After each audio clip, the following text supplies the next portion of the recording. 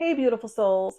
So, today I want to do some real talk and share some rituals with you on how to stay positive, even when the world seems like it's just too much. There's too much going on, it's just too heavy. So, there's always going to be times in our life, I like to call them seasons, when even the most sunniest, positive spirit gets dulled. You know what I'm talking about. Like joy just flickers, um, hope thins, and everything around us just seems heavy, loud, and just too much to handle. It could be the news cycle, like what's going on right now. It could be the long laundry list of things that you have to do. It could be the bills that are piling up and the financial stress that you're feeling, or just stress at work. Your kids getting on your nerves. Your relationship is going up and down, whatever. Um, it is during these times when even the most positive person can get pulled into a spiral of just weariness. But the truth is that even during these times, when we're seeking where the light is, it really still is within us. Let's be real. Positivity isn't always a sunny morning and an affirmation playlist. I want you to understand this. Sometimes it is you standing in the middle of your life as it comes crashing around you. When your heart is cracked wide open, your bank account is in the red, and you got kiddos tugging at you for your attention, and you choose not to go numb. It is that choosing to still believe that there is light at the end of all this mess. And if you can't see it yet, you're going to become it. Our glow is not conditional. Now, the world would try to tell us that joy is only reserved for when the bills are paid, the relationship is healthy, the career is flourishing, and the waistline is smaller. But I'm here to tell you that our joy is our birthright, and we don't need to wait for perfection in order to feel it. Our glow comes from not what surrounds us, but what is within us. So I want to share with you a time in my life that was one of these seasons that were extremely heavy. A while back, I was going through a divorce.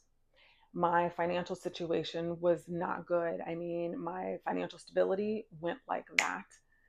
I was raising pre-teenagers, all while the haters were doing a jig in the streets.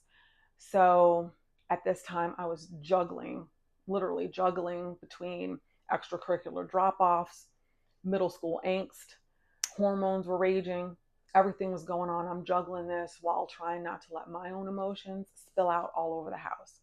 There were so many nights when I cried behind closed doors and I prayed that my children did not hear the tremble in my voice when I spoke.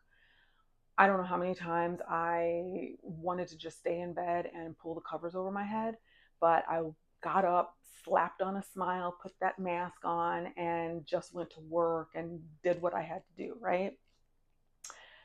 But during this time, I told myself, like I said, I would not, deep down, it was like, I am not going to let this end my joy. Because even in heartbreak, even when things are going south, and even when my life was unrecognizable at this time, I still had me. I still had me. And I made a vow to myself that even in this storm, during this storm, actually, I am not going to lose my light. I refuse. I'm not going to lose my light.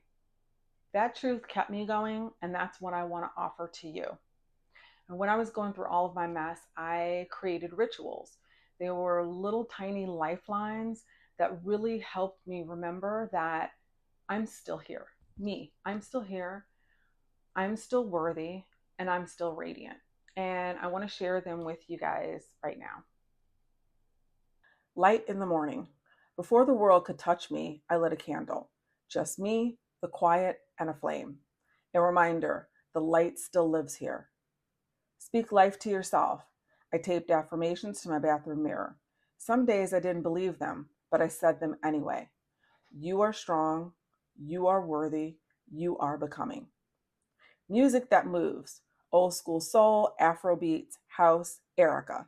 I danced in my kitchen barefoot with my kiddos, even when I felt like crying, especially when I felt like crying.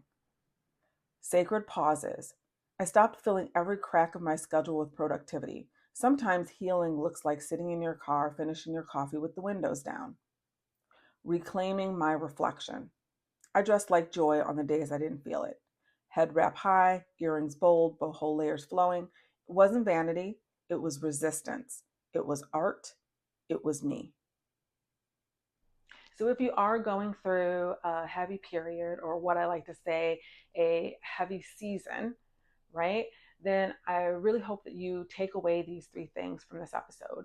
One is that this is just seasonal, right? It might be a long season, but it is just seasonal, it's not forever.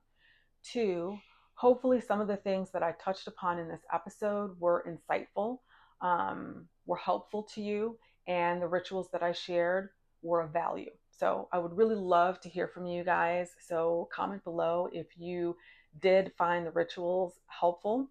And also if you have things that you do or that you have done that could be helpful to me or others during these times, actually.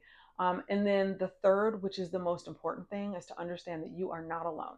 You're not alone. You have me, you have this community, you are not alone, and that you will get through this. And to understand, like I said, that positivity really is coming from within in the midst of the chaos and the ick, right? And it's the choice that you're making to choose yourself, to make sure that you hold on to your glow during this storm and this darkness.